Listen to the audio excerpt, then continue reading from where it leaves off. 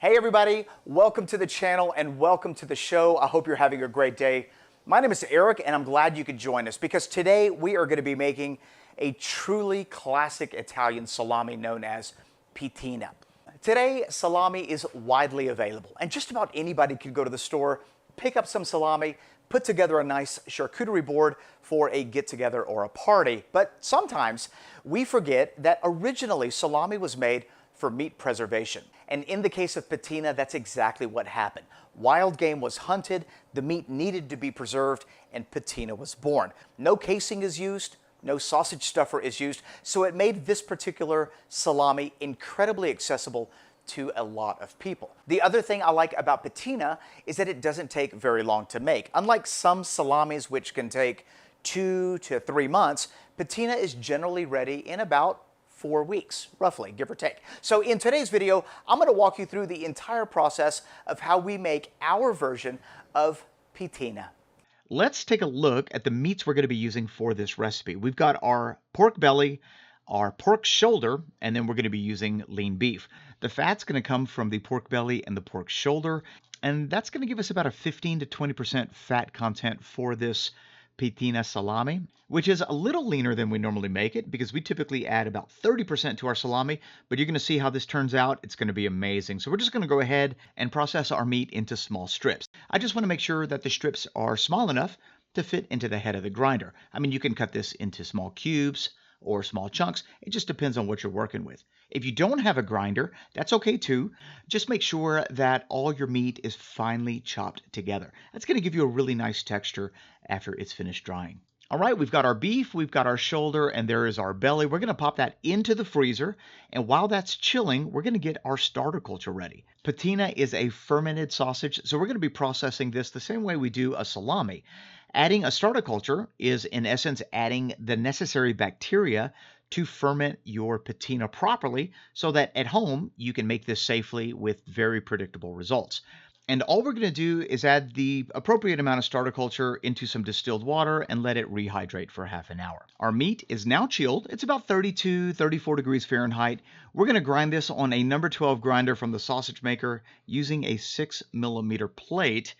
And once we're done grinding it, we're going to take that and pop it right back into the freezer. We want to keep this cold at all times. Let's look at the spices. The first thing we're going to add is a little cure number 1. And we're now going to come back with some dextrose. Dextrose is the sugar that feeds the bacteria.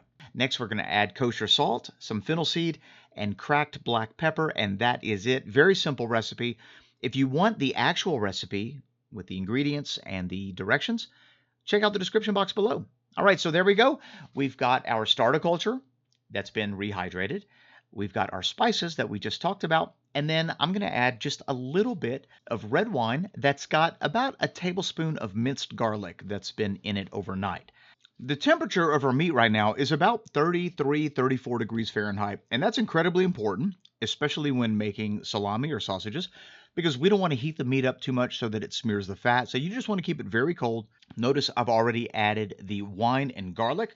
We're going to give that a mix, and then we're going to add our spices. The speed on our mixer is set to a low, so on the KitchenAid it's 1. It's being mixed nice and gently. If you're mixing this by hand, you're just going to mix it nice and easy. And now that our spices are in, we're going to go ahead and add our starter culture. We're just going to drizzle that right over the top. And we're just going to mix this until our meat mixture becomes relatively sticky and tacky. And you're going to notice through the mixing process that the texture will definitely change. It'll have almost a fuzzy quality to it. And when you grab a little handful just like this, turn your hand upside down, it'll stick to the bottom of your hand, which is exactly what we're looking for. And once you get to that step, you could stop. You don't want to overmix this sausage. And here's where we get to the very interesting part about Pitina. Pitina doesn't have a casing. It's coated in a medium ground cornmeal, typically cornmeal used to make polenta. So to form our Pitina, I'm just going to use a ramekin and fill it up about 75% full of this mince and stuff it in there really tight. Roll it into a ball, and there we go. That's it. These are roughly 200-gram balls. You can make yours bigger or smaller if you want.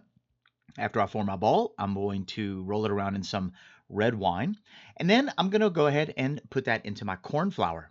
We're now just going to roll that around until our patina ball is completely coated, at which point we're going to transfer that to a tray, and then all I'm going to do is just tighten up that ball a little bit. This will flatten a touch during the drying process. The last step of preparation before we begin drying is to ferment our meat. And this is a very natural part of salami making. And all we're going to do is cover that and place it in an area where the temperature is between 75 and 85 Fahrenheit or 24 to 29 degrees Celsius. Now, for me, I can just leave it in my kitchen because my kitchen is relatively warm. You could also place this in an oven with the light on to achieve the same temperature. The humidity is achieved because we've covered it, so we're already going to have high humidity. And what we're looking for is a target pH of 4.9 to 5.1. As soon as our pH is within that range, we can move on to the next step. So let me show you what that looks like. It's been 20 hours sitting on my counter. We're going to take our Apera Instruments pH meter, which is absolutely critical if you're going to be getting into the craft of salami making. And it's super easy to use. We just poke it into the meat and wait for the reading. And it looks like we are roughly at about 5.0. 5.04, well within the range. And I just want to say, having a pH meter when making salami gives you a certain sense of peace of mind about the process.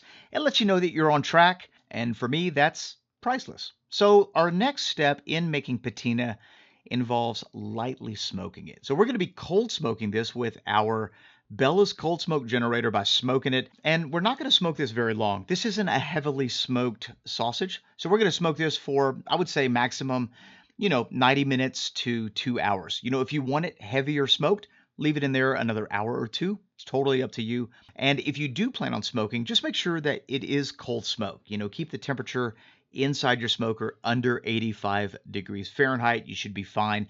It's now time to start drying.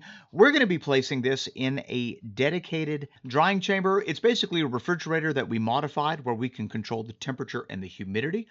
And if you want to know how we built it, at the end of this video, I will post a link so you can check that out.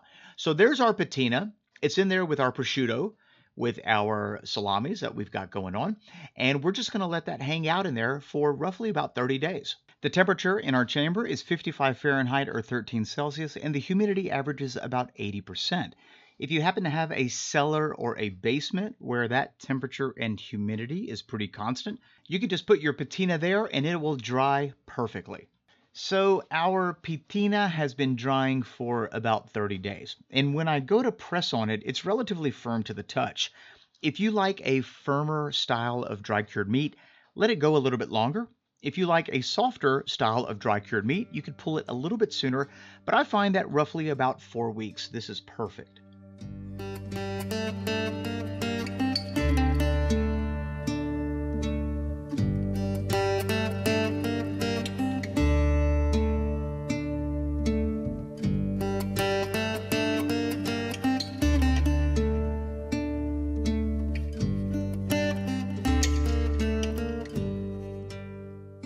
Okay, let's inspect this patina a little closer, and as I give it a tug, this thing is bound together beautifully. We've got the fennel specks throughout there. I've also got the fat that looks nicely distributed. It looks like it dried brilliantly. I mean, I'm loving the way this is dried. Great color. The texture, though, wow, this is really held together. Let's give it a smell. Oh, that smells incredible. Patina. The texture is amazing. The color looks brilliant. And did you know that if it weren't for a handful of salamists in Italy making patina, this salami would become a lost salami? So for those of you out there continuing the tradition of making this amazing salami, patina, grazie. Why don't we give it a taste and see what it's all about?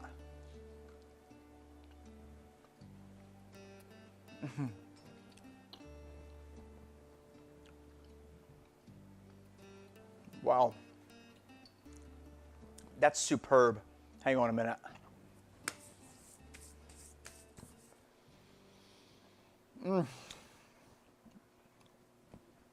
All right. If you've been watching my channel for any length of time, you know we make a lot of salami. That's extraordinary. It's simple. It's very flavorful. The polenta coating actually adds a really nice flavor and a nice mouthfeel. I actually thought it wasn't going to dry evenly, but It dried beautifully. And that's how we made Pitina. If you have any questions about this incredible charcuterie, leave them in the comment section below. And if you're enjoying the series so far, or if you found this video entertaining or helpful in any way, a great big thumbs up would be appreciated. I'd like to welcome all of you who are new to the channel, new to this series. Don't forget to hit that subscribe button and that notification bell. We're posting a new video every day through the month of October for Celebrate Sausage Season 2. You don't want to miss a single episode. I look forward to seeing you tomorrow. Bye-bye.